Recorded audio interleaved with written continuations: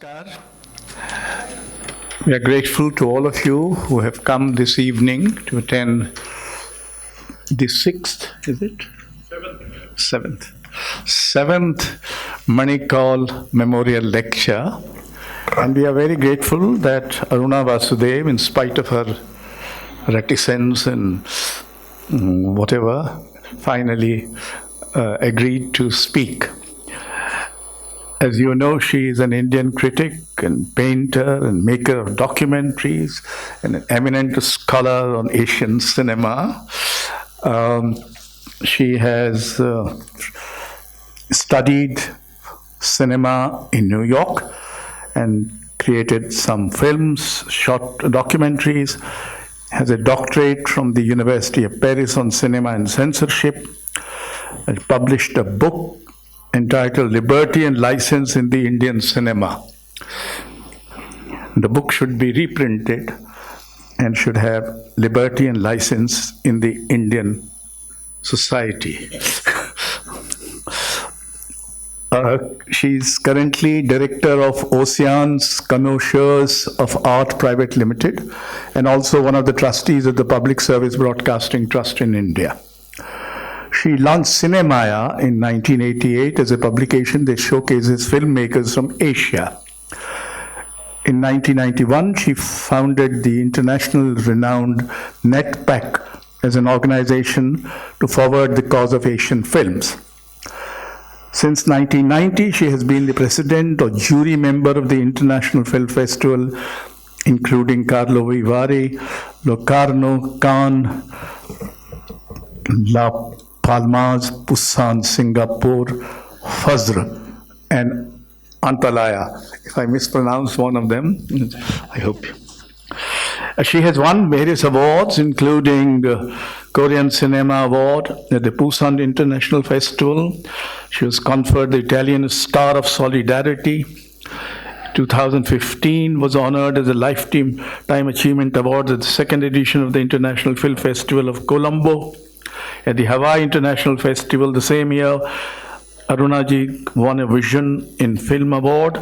She was awarded the Star of Italy.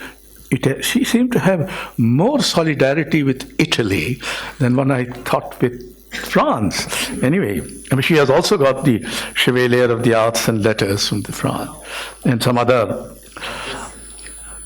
So there you are. She is going to talk to you about multiple faces of India's cinemas.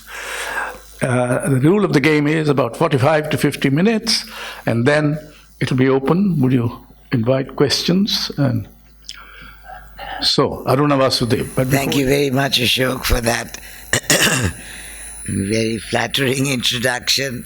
I'm really happy to be here with all of you, and Ashok I've known for so long, and we've talked once about starting something together, and I'm still sorry we never did that, but it would have been wonderful. But anyway, now he's got this great organization going. Now, he said you give a talk on cinema, on Indian cinema, so I thought, what shall I talk about? There's so much and so little. Where should we start? Where should we carry on? What to do? You all know Indian cinema, but you know, I was quite astounded once when there was the release of.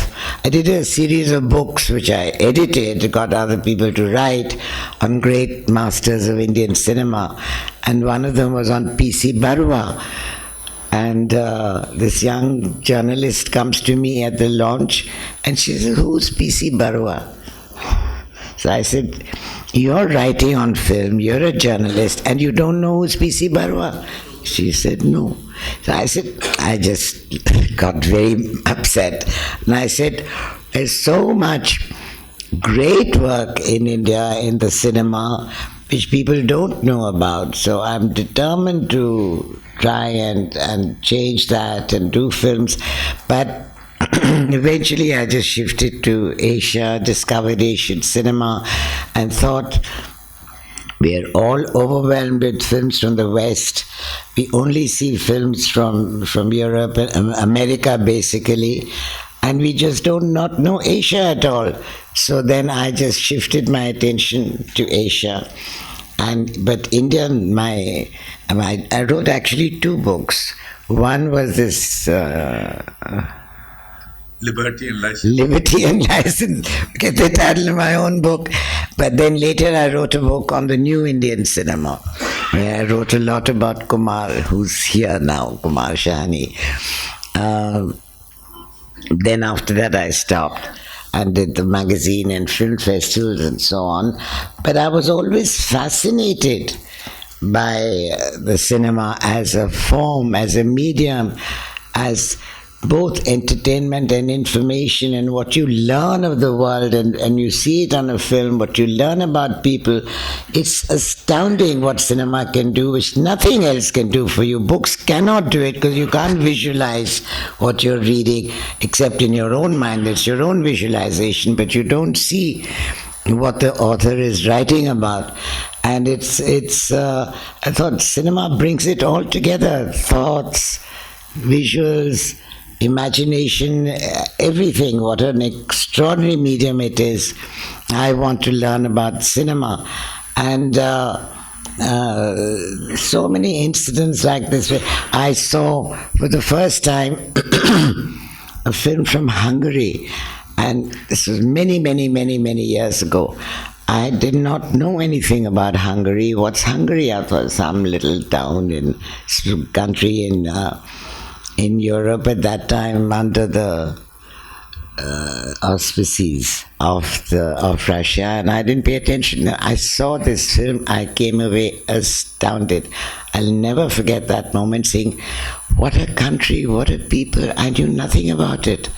And you cannot learn from just reading books or talking to people, but from cinema you can learn so much because it brings it all alive for you. Of course, and as entertainment, there's nothing to equal it.